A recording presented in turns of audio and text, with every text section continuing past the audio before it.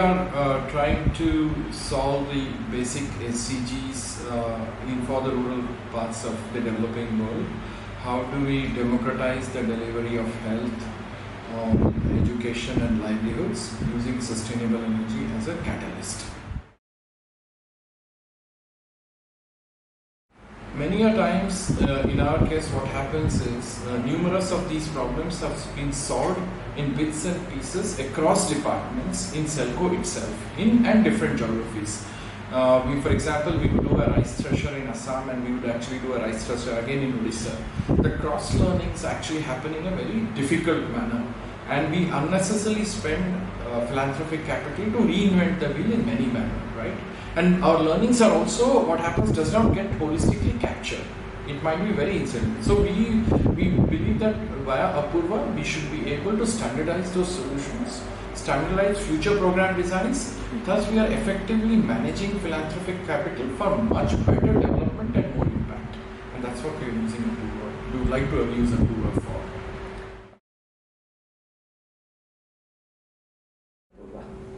So, before Apurva, our organization used to work in pretty much silos, and we would get representation from other teams. Like, for example, the team that works on agricultural and sustainable energy might have one representation from the finance team and one from the built environment team.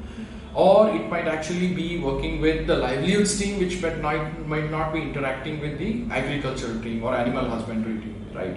Now with Apurva coming up and it prompting questions, it's able to dig into some of the solutions that the different teams have done, so that the cost of learning is reduced. And even if some person leaves, we are not very much bothered about what is the lost in translation of people leaving. Apurva actually helps in digging those answers, which reduces the cost of meetings, cost of implementation, better impact, more utilization of philanthropic capital.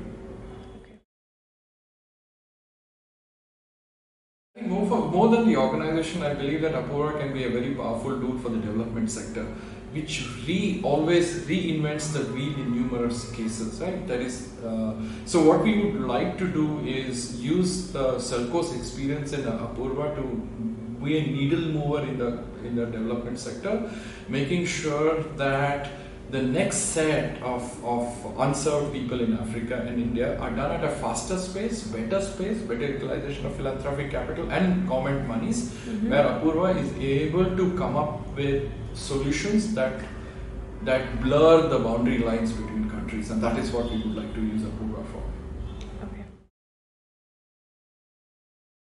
I think Apurva can be useful in any of the development cases. For example, we might work in the case of interaction between the nexus between sustainable energy and health, sustainable energy and livelihoods. You could talk about water delivery mechanisms, for example, right? You could actually work on better transportation for the poor to get market linkages, right? How could a handloom weaver in Gujarat actually learn from a silk weaver in Meghalaya, cutting down their learning costs? So there are numerous potentials that Apurva can be used for, which would lead to, and hopefully will lead to, many of the countries reaching their SDG goals by 2030. So what we envisage Apurva is like, can Apurva be that one-stop library or a knowledge center for the development sector, so that we stop reinventing, which is one of the most frustrating for me personally from the last 30 years, that everything else has a version, but development sector unfortunately is stuck in version 0. So Apurva will actually leapfrog us in many ways. Reinventing also means that you're looking at new innovation, new processes. Apurva should also be able to help us that, okay, if American Express came up with a new credit card in US, how can some of those processes be helped for actually financing the poor in Ethiopia and Manipur? Are we able to cross-cut? Today, because we work in silos, so that's the American system, this is the development sector, I think hopefully can we cross-cut through, not only from a systems change, but also dynamic through country boundaries and through economic strata.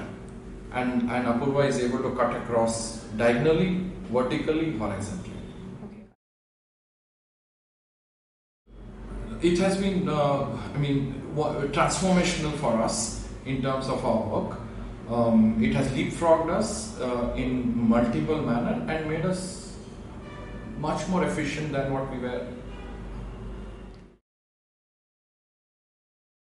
In the Samaj Bazar Sarkar, what happens today is many of the modules are in silos. Either it's for Samaj, or it's for Bazaar, or it's for Sarkar.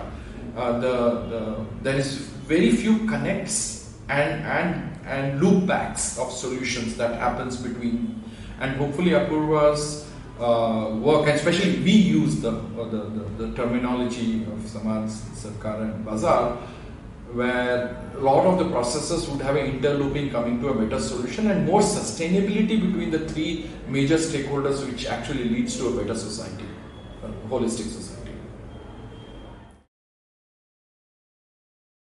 I think if people are very afraid of what AI will do, people think that AI is going to replace people's jobs. I think in the sector, development sector, it's going to create more jobs for the poor.